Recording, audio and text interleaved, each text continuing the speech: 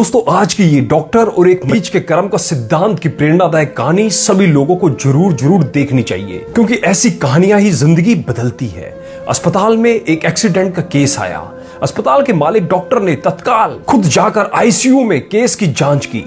2-3 घंटे के ऑपरेशन के बाद डॉक्टर बाहर आया और अपने स्टाफ को कहा कि इस व्यक्ति को किसी प्रकार की कोई कमी या फिर तकलीफ ना हो और उसे इलाज व दवा के पैसे ना लेने के लिए भी कहा। तकरीबन 15 दिन तक मरीज अस्पताल में रहा। जब बिल्कुल ठीक हो गया और उसको डिस्चार्ज करने का दिन आया तो उस मरीज का तकरीबन 2.5 लाख रुपए का बिल अस्पताल के मालिक और डॉक्टर की टेबल पर आया। डॉक्टर ने अपने अकाउंट मैनेजर को बुलाकर कहा, इस व्यक्ति से एक पैसा भी नहीं लेना है। ऐसा करो, तुम उस मरीज को लेकर मेरे चैम्बर में आओ। मरीज व्हीलचेयर पर चैम्बर में लाया गया।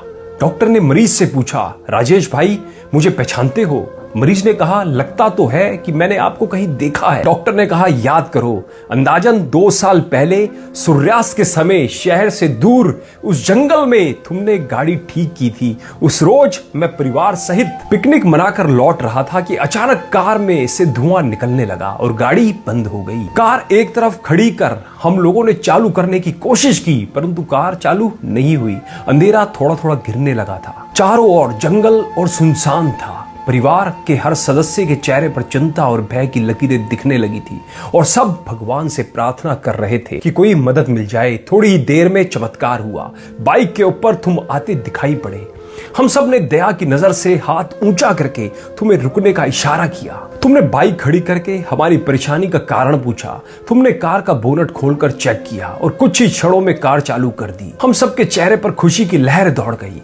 हमको ऐसे लगा कि जैसे भगवान ने आपको हमारे पास भेजा है, क्योंकि उस सुनसान जंगल में रात गुजारने के ख्याल मात्र से ही हमारे रोंगटे खड़े हो रहे थे। तुमने मुझे बताया था कि तुम एक गैराज चलाते हो। मैंने तुम्हारा आभार जताते हुए कहा था कि रुपया पास होते हुए भी ऐसी मुश्किल समय में बहुत बार मदद भी नहीं मिलती। तुमने ऐसे कठिन समय में हमारी मदद की। इस मदद की कोई कीमत नहीं है, यह अमूल्य है, परंतु फिर भी मैं पूछना चाहता हूं कि आपको कितने पैसे दूं। उस समय तुमने मेरे आगे हाथ जोड़कर जो शब्द कहे थे वह शब्द मेरे जीवन की प्रेरणा बन गए हैं। तुमने कहा था कि मेरा नियम और सिद्धांत है कि मैं मुश्किल में पड़े व्यक्ति की मदद के बदले कभी कुछ नहीं लेता। मेरी इस मजदूरी का हिसाब भगवान रखते हैं। उसी दिन मैंने सोचा कि जब एक सामान्य आय का व्यक्ति इस प्रकार के उच्च विचार रख सकता है और उनका संकल्प पूर्वक पालन कर सकता है तो मैं क्यों नहीं कर सकता। और मैंने भी अपने जीवन में यही संकल्प ले लिया है।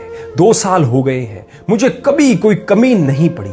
अपेक्षा पहले से भी अधिक मिल रहा है। यह अस्पताल मेरा है, तुम यहाँ मेरे मेहमान हो और तुम्हारे ही बताए हुए नियम के अनुसार मैं तुमसे कुछ भी नहीं ले सकता। ये तो भगवान की कृपा है कि उसने मुझे ऐसी प्रेरणा देने वाले व्यक्ति की सेवा करने का मौका मुझे दिया। ऊपर वाले ने तुम्हारी मजदूरी का हिसाब रखा और वो हिसाब आज उसने चुका दिया। मेरी मजदूरी का हिसाब भी ऊपर वाला रखेगा और कभी जब मुझे जरूरत होगी वो जरूर चुका देगा। डॉक्टर ने राजेश से कहा, तुम आराम से घर जाओ और कभी भी कोई तकलीफ हो तो बिना संकोच के मेरे पास आ सकते हो। राजेश ने जाते हुए चैम्बर में रखी भगवान कृष्ण की तस्वीर के सामने हाथ जोड़कर कहा कि हे प्रभु, आपने आज मेरे कर्म का पूरा हिसाब ब्याज समेत चुका दिया। दोस्तों सदैव याद रखें कि एक बार भगवान चाहे माफ भी कर दे, परंतु कर्मों का हिसाब चुकाना ही पड़ता है। दोस्तों इस कहानी को ज्यादा से ज्यादा सभी प्लेटफॉर्म पर शेयर जरूर कर देना, जिससे लोगों की मानसिकता बदल सके और वो भी अच्छा कार्य करने के लिए प्रेरित हो सके, क्योंकि अच्छे कर्म ही हमेशा काम आते हैं। धन्यवाद।